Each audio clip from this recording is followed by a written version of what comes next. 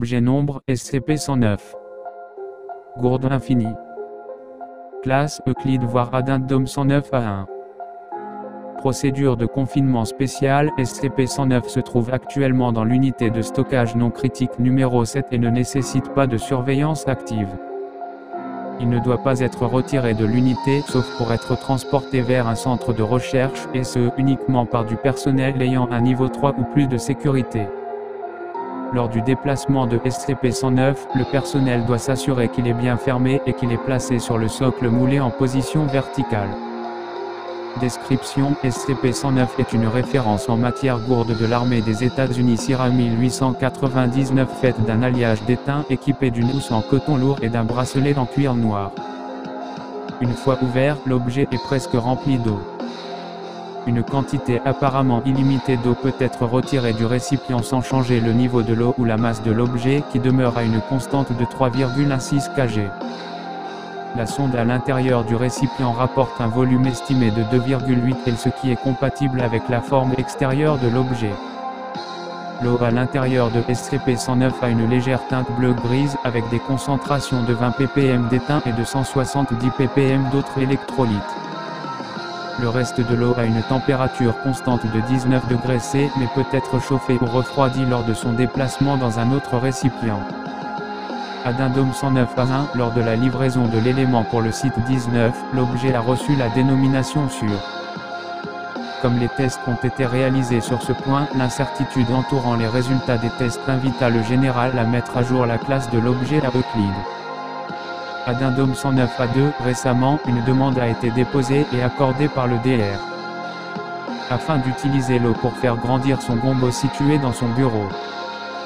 Le personnel doit être informé que le DR utilise SCP-109 à cette fin tous les vendredis.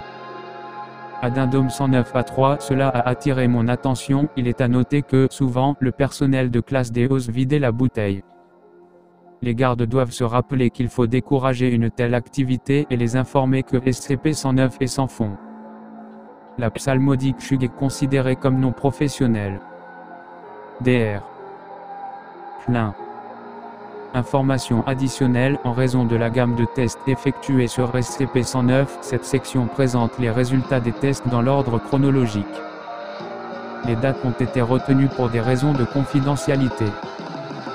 Test 1, l'eau imbibée de SCP-109 est désignée comme très rafraîchissante et, en dépit de la teneur en métal, très savoureuse.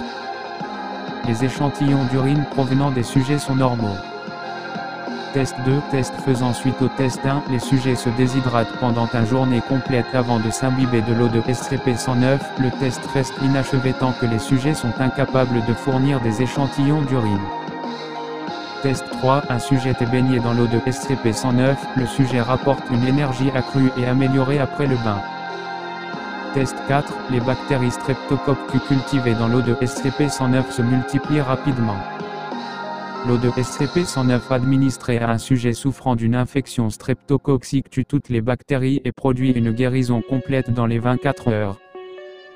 Test 5, un substitut du sang a été créé à l'aide de l'eau de SCP-109 par la transfusion à un piéton percuté par un conducteur ivre. Le sujet ne présentait aucun symptôme maligne de la transfusion et fait état d'un rétablissement complet. La physiothérapie du sujet s'est terminée 6 semaines plus tôt. Test 6, l'eau de SCP-109 est administrée à des organismes végétaux divers, tout reste très sain et ne présente aucun symptôme maligne. Une proposition pour un test qui a été discutée pendant un certain temps impliquant une combinaison de SCP-109 et SCP-402 en raison du risque de perdre l'un des deux objets ou créer une situation dangereuse. Ce test n'a jamais été